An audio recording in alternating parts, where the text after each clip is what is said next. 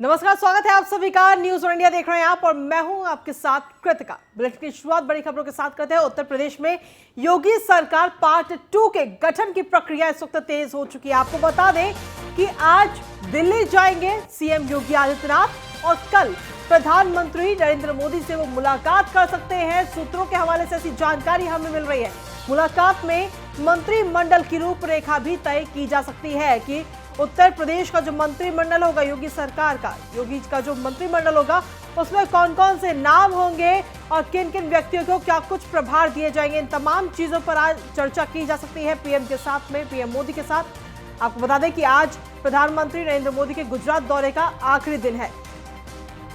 PM Modi नतीजों के बाद गुजरात गए और गुजरात में 2 दिनों तक उनका दौरा, और जिसके बाद में आज उनके दौरे का आखिरी दिन है। आपको बता दें कि अभी कुछ महीनों बाद में गुजरात में भी विधानसभा के चुनाव है, तो ऐसे में 5 राज्यों के विधानसभा चुनावों के नतीजों के बाद में अब अगले मिशन पर प्रधानमंत्री उतर चुके हैं और अब गुजरात में 2 दिनों के दौरे पर वो थे। इस दौरान अपनी मां के साथ भी वो मुलाकात की।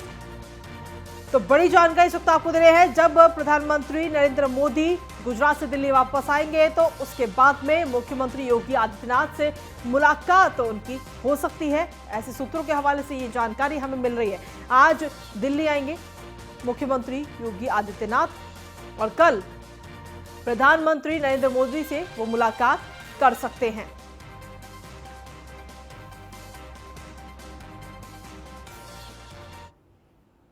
और चलिए अब हम विधानसभा में जीत दर्ज कराने वाले प्रत्याशियों से आपको मिलवाते हैं। हमारे साथ इस वक्त जुड़े हैं आगरा उत्तरी विधानसभा के बीजेपी से जीते हुए विधायक पुरुषोत्तम खंडेलवाल जी। पुरुषोत्तम जी, बहुत बहुत स्वागत है आपका न्यूज वन इंडिया पर। धन्यवाद धन्यवाद। पुरुषोत्तम जी, सबसे पहला मेरा यह सवाल है कि सबसे ज्यादा वोट आपको मिले, 1 लाख से ज्यादा वोटों का अंतर रहा है आपकी जीत में, आखिर क्या वजह रही है इसकी? हमारे कार्यकर्ताओं की जो सेवा कार्य की नीति है वो जी, साथ में हमारे योगी जी और मोदी जी की सरकार का जो जनहित में काम किए गए हैं जी, उसका मूल कारण यह रहा। इस जीत का श्रेय कार्यकर्ताओं को जाता है, हमारी सरकार के जनहित में किए गए कार्यों को जाता है। जी। पुरुषोत्तम जी, अभी कुछ दिन पहले जब चुनाव प्रचार चल रहा था तो मैं भी आगरा गई थी और वहां की जनता से जब मैंने बात की तो आपके नाम को लेकर काफी खुश थी वहां की जनता, लेकिन साथ ही एक कांटे की टक्कर भी कहीं ना कहीं हमें देखने को मिल रही थी। तो इस कांटे की टक्कर में कहीं ना कहीं अगर देखा जाए तो एक तरफा विजय हुए हैं आप, आखिर उसके पीछे ऐसी क्या रणनीति रही है? क्योंकि जब चुनाव थे तब तो कहा जा रहा था कि कांटे की टक्कर है सपा और बीजेपी में, लेकिन जब नतीजे आए तो बिल्कुल इसके उलट नतीजे आए, एक तरफा जीत सामने आई है। तो सपा तो हमारे यहाँ जमानत भी नहीं बचा पाई है, जहां लगभग 63% वोट मिला है, तो कांटे की टक्कर कहां हो गई? जी, टक्कर नहीं थी, ये तो सपा और बसपा के लोगों का प्रोपोगंडा था। टक्कर नहीं थी, इस क्षेत्र की जनता का भारतीय जनता पार्टी के प्रति जो प्रेम है और हमारे कार्यकर्ताओं ने जो सेवा कार्य किए हैं जी, इस पूरे विधानसभा क्षेत्र में, जो सेवा कार्य कार्यकर्ताओं ने किए हैं उससे प्रभावित होकर स्वाभाविक रूप से जनता भारतीय जनता पार्टी के साथ थी और उसका ईवीएम मशीन में 10 तारीख को जवाब भी मिल गया जी। कहीं कोई दिक्कत नहीं हुई है, न टक्कर थी न कुछ था, ये तो केवल प्रोपोगंडा था। और जो सपा और बसपा के लोग जातवाद का जहर घोलने का काम करते हैं, सांप्रदायिकता का ढोंग रचते हैं, ये सब उसके कारण से लग रहा था। और मैं समझता हूँ कि क्षेत्र की जनता में इस प्रकार की स्थिति नहीं थी। यदि होती तो भारतीय जनता पार्टी यहाँ पर 1,12,370 वोट से जीती है जी। इसलिए मैं तो टक्कर पहले दिन से नहीं मानता था, ना हमारे कार्यकर्ता मानते थे, क्योंकि हम लोग एक सकारात्मक काम करते हैं, सकारात्मक सोच के आधार पर काम करते हैं। यहाँ लोगों को बहुत काम किया है। कोरोना पीरियड में लाखों मजदूरों को इस क्षेत्र की जनता ने भोजन करवाया और यहाँ लोग भूखे तो आए लेकिन भूखे गए नहीं है यहाँ से। ये वो क्षेत्र है जहाँ लोग नंगे पैर तो आए, हमारे प्रवासी मजदूर, लेकिन नंगे पैर यहाँ से कोई गया नहीं है।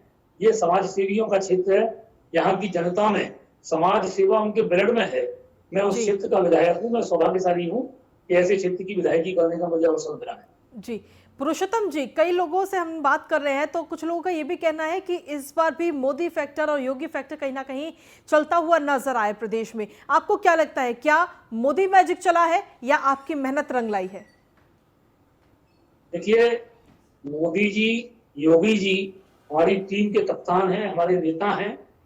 उनके नेतृत्व में भारतीय जनता पार्टी समाज का काम कर रही है, देश का काम कर रही है। जी और इसको आप तोड़कर क्यों बात कर रही हैं?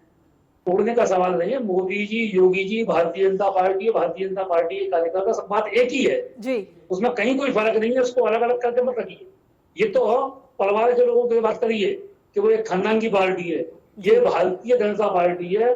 मोदी जी की बात करेंगे तो भी, योगी जी की बात करेंगे तो भी, भारतीय जनता पार्टी के किसी कार्यकर्ता की बात करेंगे तो भी, बात एक ही है।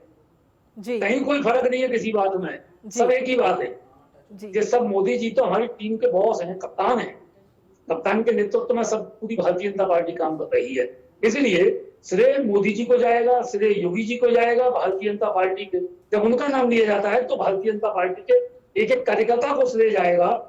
जिन कार्यकर्ता, देवतुल्य कार्यकर्ता है भारतीय जनता पार्टी के, और मैं नहीं, माननीय योगी जी ने, माननीय योगी जी, मोदी जी ने, दोनों ने ही कार्यकर्ताओं को बधाई दी है। जी कार्यकर्ताओं का प्रयास है और मोदी जी, योगी जी हमारे नेतृत्व कर रहे हैं, उनके मार्गदर्शन में हम लोग काम करते हैं। जी पुरुषोत्तम जी, अब जनता ने तो खूब सारा, ढेर सारा प्यार आप पर लुटा दिया है, आपको पसंद किया है, इतने सारे वोट आपको दिए। अब आप जब विधायक बन गए हैं तो पहली प्राथमिकताएं क्या होंगी अपने क्षेत्र की जनता के लिए? सबका साथ, सबका विकास, सबका विश्वास, यही मोदी जी का नारा है, यही योगी जी का नारा है। जी और हम लोग पंडित दीनदयाल उपाध्याय जी के मार्गदर्शन प्राप्त करके काम करते हैं समाज के लिए। और हमारे क्षेत्र में जब मैं विधायक बना था तो मात्र 30% क्षेत्र में सीवर लाइन और वाटर लाइन थी। आज मुझे सौभाग्य प्राप्त है कि 150 किलोमीटर सीवर लाइन और वाटर लाइन अब बन चुकी है। योगी जी ने ही डलवाई है। आगरा की जनता को गंगा जल दिया है योगी जी ने।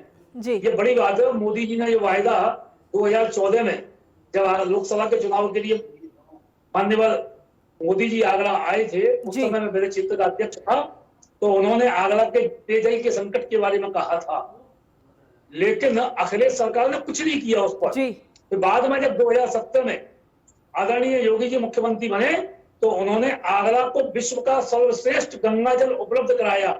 और आज मुझे खुशी है कि मेरे क्षेत्र में 55-60% क्षेत्र में गंगा जल आ चुका है और आने वाले समय में 100% घरों में गंगा जल पहुंच जाएगा, 100% घरों में सीवर लाइन पहुंच जाएगी।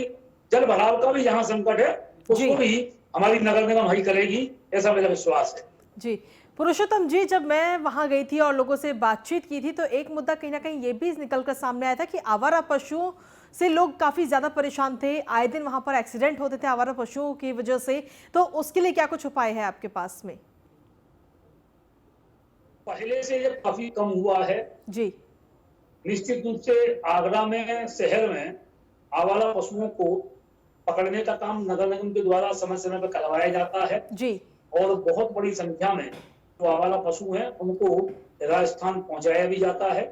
और ये तो स्थायी समस्या है, उसका समाधान भी सरकार की एजेंसियां हैं वो करती हैं और वो करते रहती हैं।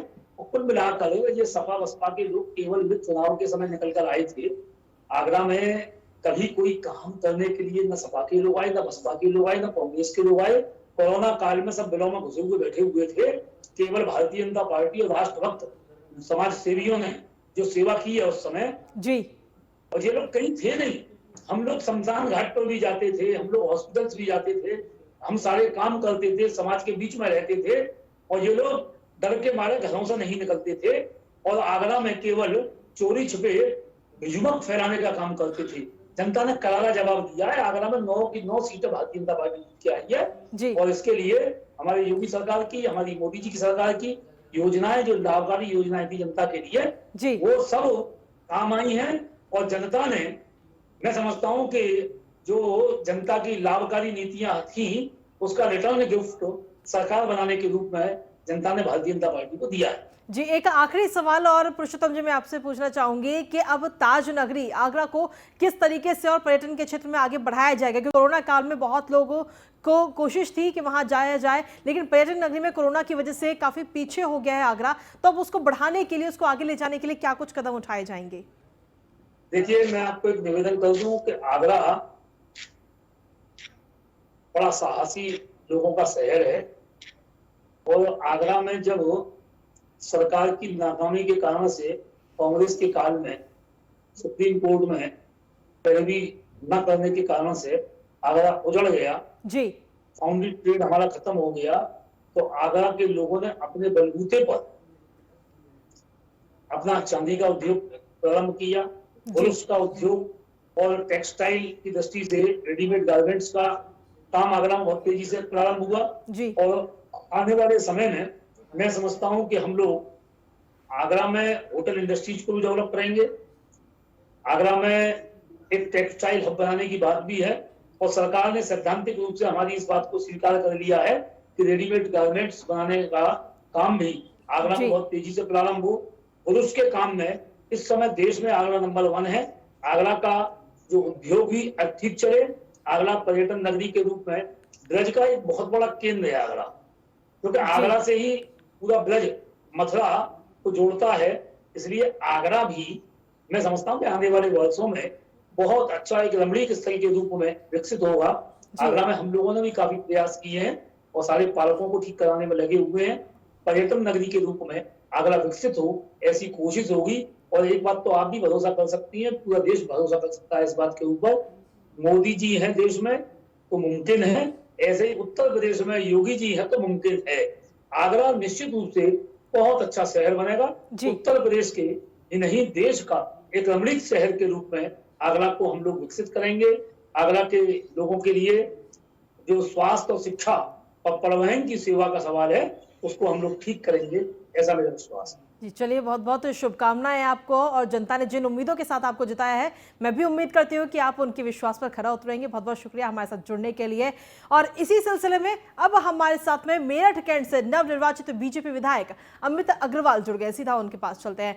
अमित जी, बहुत बहुत स्वागत है आपका न्यूज़ ऑन इंडिया पर, और ढेरों सारी शुभकामनाएं आपको न्यूज़ ऑन इंडिया की टीम की तरफ से।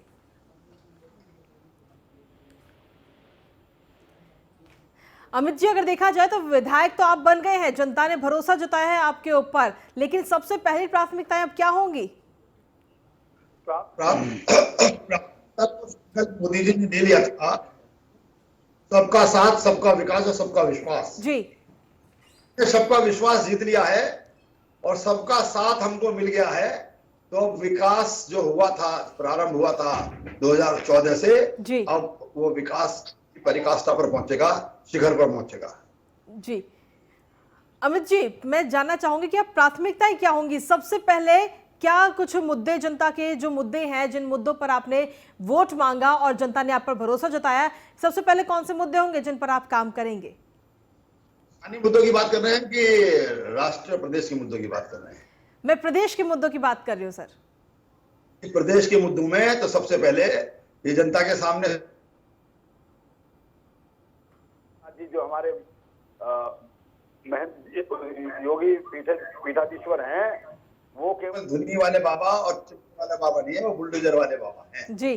तो उन्होंने जनता की जमीन कब्जा रखी है, जिन्होंने जनता की गाड़ी कमाई पर डाका डाला है, जिन्होंने सरकारी जमीनें कब्जा रखी है, उनको अपने अट्टालिकाएं बना ली है। अब उनके 2 दिन आ गए, अब वो वहां से हटा दिए जाएंगे, पहले भी हटाए गए। वहां पर गरीबों के लिए मकान बनना आरंभ हो गए हैं। तो सबसे पहले तो इस प्रदेश को इस आतंकवाद से और ठगबंधन के जितने भी ये लोग हैं, इनका जितना भी दुराचार अनाचार रहा है, जनता के प्रति अन्याय रहा है, उसकी लड़ाई साफ करना है। जी, अमित जी, मैं जानना चाहूंगी कि आखिर लड़ाई तो बहुत कड़ी कहीं ना कहीं देखने को मिल रही थी। समाजवादी पार्टी भी थी मैदान में, बसपा भी मैदान में थी, और जब भी हम जनता के बीच जाते तो हर तरफ से ये सुनने को मिल रहा था कि इस बार कड़ी टक्कर है। तो आखिर ऐसी क्या रणनीति रही आपकी कि आपने जनता के दिलों को जीत लिया? देखिए, हम पार्टी के कार्यकर्ता हैं, ऐसी पार्टी के कार्यकर्ता है, ऐसे विचार परिवार के कार्यकर्ता है जो चुनाव के दिन नहीं खड़े होते जी। हम लोग 5 साल तक भारतीय जनता पार्टी के हर कार्यकर्ता ने 2017 के बाद सरकार बनने के बाद प्रदेश में कार्यकर्ता जनता के बीच में काम करता रहा, पार्टी की नीतियों को, पार्टी सरकार के कार्यक्रमों को जी और सरकार के द्वारा आने वाले लाभों को जनता तक पहुंचाता जी। रहा। और कोरोना के अंदर मोदी जी और माननीय योगी जी से हमने प्रेरणा लेके सबने घर घर दवाइयां बंटवाई, मेडिकल जी। किट बंटवाई, घर घर हमने राशन बंटवाया, हमने भंडारे चलाए, हमने ऑक्सीजन भी बंटवाई और यहाँ तक कि संक्रमण की चिंता किए बिना हमारे कार्यकर्ता अस्पताल तक गए और वहां भी मरीजों की भर्ती कराई और मरीजों की देखभाल की। तो ऐसा विश्वास हमने जनता का जीत लिया, इसलिए तो 1,18,000 वोट से जनता ने मेरठ कैंट में मुझको जीत दिया है। अगर प्रतिशत की मानेंगे तो उत्तर प्रदेश में प्रथम स्थान मेरठ कैंट का आया है। कुल 4,28,000 वोटर में से 1,18,000 की लीड हमारी है। और बड़ी खुशी की बात यह है कि पूरे उत्तर प्रदेश में, पश्चिम उत्तर प्रदेश, अभी पुरुषोत्तम जी बोल रहे थे, तो आगरा और मेरठ ये हमारे की दृष्टि से 2 प्रांत कहलाते हैं, लेकिन 2 क्षेत्र कहलाते हैं, लेकिन सरकारी दृष्टि से पश्चिम उत्तर प्रदेश ये आगरा और मेरठ मिलकर ही कहलाता है। 1 लाख से ऊपर की 9 सीटें जीती गई हैं, जिसमें एक तो महाराज जी की सीट है माननीय मुख्यमंत्री जी की, और 8 सीटें सब पश्चिम उत्तर प्रदेश से ही जीती है, आगरा और मेरठ से। और मेरठ मंडल से 4 सीट हैं जो प्रथम स्थान पर आती है। मेरठ मंडल यानी कि मेरठ और सहारनपुर, मेरठ और ये गाजियाबाद, नोएडा और मेरठ में ही 4 सीटें हैं। जी अमित जी, अगर देखा जाए तो अगर देखा जाए तो चुनाव प्रचार के दौरान सबसे बड़ा मुद्दा उठ रहा था किसानों की नाराजगी का, और मेरठ में भी काफी ज्यादा तादाद में किसान रहते हैं, तो आखिर किसानों को आपने कैसे अपनी तरफ आकर्षित कर लिया? ये सवाल कहीं ना कहीं लगातार बन रहा है। मालूम था कि कोई किसान आंदोलित नहीं है, चंद जो ये ठगबंधन वाले लोग हैं इन्होंने आंदोलन चलाया, आंदोलन दिखाया, आंदोलन था नहीं। शाहीन बाग जितने लोग भी वो इकट्ठा नहीं कर पाए बॉर्डर पर, और किसान खेतों में काम करता रहा, किसान अपनी उपज उगाता रहा, किसान अपनी उपज को पहुंचाता रहा, मंडी में पहुंचाता रहा, कोल्ड स्टोर में पहुंचाता रहा। किसान इनके साथ नहीं जुड़ा है, ये केवल जात बिरादरी के नाम पर दुष्प्रचार इन्होंने किया था। हमको मालूम था 80% तक उस किसान बिरादरी के लोग, चाहे जाट हो, गुर्जर हो, सैनी हो, शाक्य हो, मौर्य हो, उन सब ने हमको वोट दिया है। 80% वोट मुझको मिला है। जी अमित तो उनके दिल में तो पहले ही पैर रखी है, और कितना ही कह।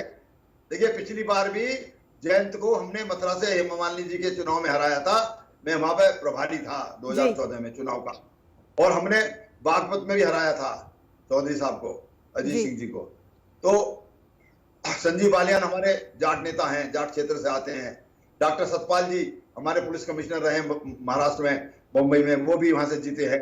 तो जाट नेतृत्व तो हमारे पास है। 21 सीट तो हमने जाटों में टिकट दिए हैं, हमने उनको टिकट देकर जिताया है। तो ये कहना झूठ है, ये ठगबंधन की बातें हैं, तो जनता पे दुष्प्रचार किया है। किसान हमेशा भाजपा के साथ था। किसान को बिना लाठी डंडा खाए यूरिया गैस मिल रही है, यूरिया खाद मिल रही है। पहले डंडे खाने पड़ते थे कांग्रेस के सपा के जमाने में, और अब बिना डंडे के कट्टा मिल रहा है यूरिया का। और किसान को कट्टा छोड़ना पड़ गया, गोली वाला कट्टा छोड़ना पड़ गया।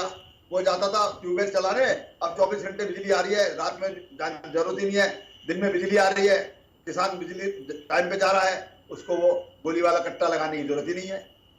किसान को 36 लाख हजार करोड़ रुपया हमने दे दिया, किसान का ऋण माफ कर दिया, बिजली का बिल आधा कर दिया, रेट आधा कर दिया, किसानों के हमने कर्जे माफ कर दिए। और गन्ना का पेमेंट भी देखिए, हमारे कार्यकाल का पूरा गन्ना का पेमेंट हुआ है जी। गन्ना का पेमेंट अगर बाकी था तो 2.5 साल का अगले सरकार का बाकी था।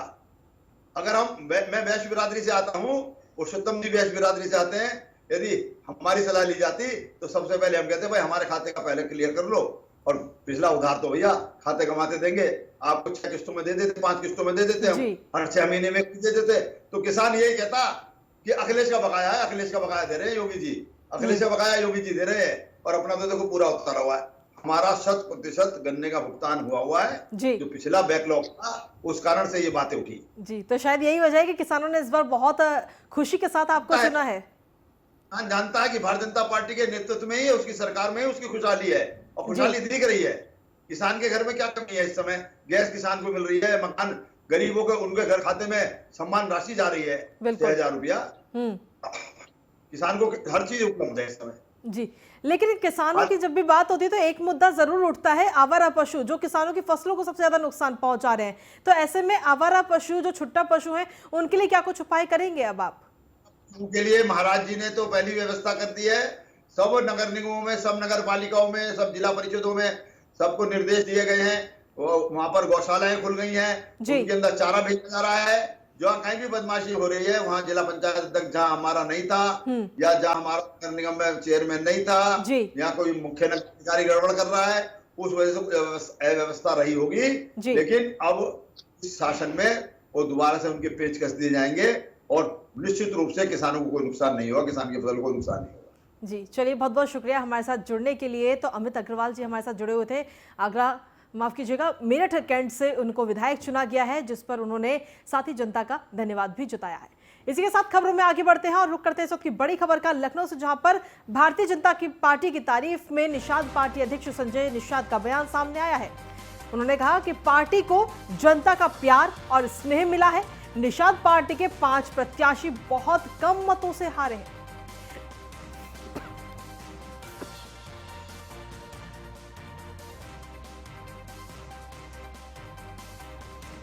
तो संजय निषाद का यह बयान सामने आया। उन्होंने कहा कि निषाद पार्टी के 11 विधायक हमारा बल है। बीजेपी ने हमारे प्रत्याशियों का पूरा सहयोग किया है। भाजपा ने हर कदम पर हमारा साथ दिया है। 2017 के मुकाबले उत्तर प्रदेश में बहुत अंतर है। मैं गरीब घर का बेटा, बिना संसाधन आया था। पीएम मोदी, अमित शाह, सीएम योगी को बधाई भी संजय निषाद ने इस दौरान दी। और साथ ही उन्होंने कहा कि मेरे कार्यकर्ताओं ने बहुत ज्यादा मेहनत की। मोदी की नीति, शाह के प्रबंधन ने कमाल कर दिया। योगी जी के सुशासन की वजह से बड़ी जीत हुई उत्तर प्रदेश में। जनता को ठगने वालों को सबक मिला है। और इस दौरान और क्या कुछ कहा है संजय निषाद ने, आपको सुनवाते हैं। हमने 9 सीटें जो है 2017 में भारतीय जनता पार्टी वहां लूज हो गई थी। हम चुनाव नहीं, चुनौती स्वीकार करते हैं। उस 9 में से मैं 6 जीत कर दिखाया हूं। और आपके बीच में जिस तरीके से राम निषाद राज जी को गले लगाए थे, उसी तरीके से मोदी और योगी जी ने, भारतीय जनता पार्टी ने हमें उसी राम राज की स्थापना के लिए और जो पिछली सरकारें रावण राज का प्रयोग करके जनता को दुख दे रही थी, उन्हें हटाने के लिए, उन्हें पुनः रोकने के लिए जिस तरीके से उन्होंने प्यार और स्नेह भारतीय जनता पार्टी ने दिया, मैं आज प्रेस मीडिया के माध्यम से भारतीय जनता पार्टी को भी धन्यवाद दूंगा कि उन्होंने जिस तरीके से अपने प्रत्याशियों के लिए, जो एक अफवाह था कि भारतीय जनता पार्टी जिसे लाती है उसे बढ़ने नहीं देती है या उसे सहयोग नहीं करती, लेकिन मित्रता का जो मैंने देखा भारतीय जनता पार्टी का सहयोग, कि भारतीय जनता पार्टी जिस तरीके से अपने प्रत्याशियों को जिताने के लिए जिस तरीके से उन्होंने काम किया था तन मन धन से, उसी तरीके से निषाद पार्टी के भी जो प्रत्याशी थे उसको भी भारतीय जनता पार्टी ने तन मन धन से, और शीर्ष नेतृत्व मोदी जी को भी विशेष बधाई, अमित शाह जी को, नड्डा साहब को, धर्मेंद्र प्रधान जी को और माननीय योगी आदित्यनाथ और दोनों उप मुख्यमंत्री और उनके जितने स्टार प्रचारक थे, उन्होंने भी निषाद पार्टी के सभी प्रत्याशियों को भरपूर समय दिया। वैसे तो मैं 1981 में जब पहली बार आया था तभी से मैं सोशल हो गया था, लेकिन राजनीतिक जो संकल्प मैंने लिया था वो 13 जनवरी 2013 को वो निषाद राज के किले पर लिया था, जहां कभी भगवान राम वनवास को जाते वक्त अपना कदम रखे थे और बड़े भाई निषाद राज के गले मिले थे तो दुनिया में शांति आई थी। अब बदले में निषाद राज ने अपनी सेना देकर श्रीलंका पर विजय प्राप्त किया था, रावण का वध हुआ था। तो 2 राज्य था, एक रावण राज, एक राम राज। तो रावण राज खत्म होकर पूरे देश में राम राज आया था। उसी तरीके से आपके बीच में मैं आप लोगों के इस प्यार और स्नेह जो आपने मार्गदर्शन दिया, मैं आप लोगों का आभार प्रकट करता हूं, धन्यवाद देने के लिए आया हूं। वैसे और इसी बीच इस की बड़ी जानकारी मिल रही है हरिद्वार से, जहां पर हरिद्वार के रानीपुर में स्थित भेल के प्रमुख इकाई सेंट्रल फाउंड्री फोर्स प्लांट में लगी हुई भट्टी के क्षेत्र में शुक्रवार रात अचानक ताप बढ़ने के कारण वहां कार्बन मोनोऑक्साइड की परत बन गई, जिसके चलते वहां मौके पर मौजूद 4 संविदा कर्मियों की हालत बिगड़ गई। चारों को तत्काल भेल के मुख्य चिकित्सालय में लाया गया, जहां उन्हें प्राथमिक उपचार देकर पैनल के अस्पताल में रेफर कर दिया गया है। तो आपको बता दें कि जहरीली गैस का रिसाव होने की वजह से 4 कर्मचारियों की हालत वहां पर बिगड़ गई। हालांकि समय रहते ही उन्हें अस्पताल में भर्ती कराया गया, जहां पर उनका इलाज चल रहा है। उत्तराखंड विधानसभा चुनाव 2022 संपन्न हो चुके हैं। 5वीं राज्य विधानसभा के लिए 70 विधायक भी चुन लिए गए हैं और बीजेपी ने 47 सीटों पर सफलता पाई है। तो वहीं कांग्रेस को सिर्फ 19 सीटें ही नसीब हुई हैं। सकुशल चुनाव संपन्न कराने के बाद चुनाव आयोग भी खुश है और उत्तराखंड की मुख्य निर्वाचन अधिकारी सौजन्या ने राज्यपाल गुरमीत सिंह से मुलाकात की। सौजन्या ने देहरादून राजभवन में राज्यपाल को उत्तराखंड विधानसभा चुनाव में विजयी हुए 70 प्रत्याशियों की लिस्ट सौंपी। दिलचस्प बात यह रही कि इस बार के चुनाव में मुख्यमंत्री पुष्कर सिंह धामी खटीमा सीट से चुनाव हार गए, तो वहीं पूर्व मुख्यमंत्री हरीश रावत भी लालकुआं सीट से चुनाव हार गए। वहीं विधानसभा चुनाव संपन्न होते ही आदर्श आचार संहिता भी अब प्रदेश में हट गई है।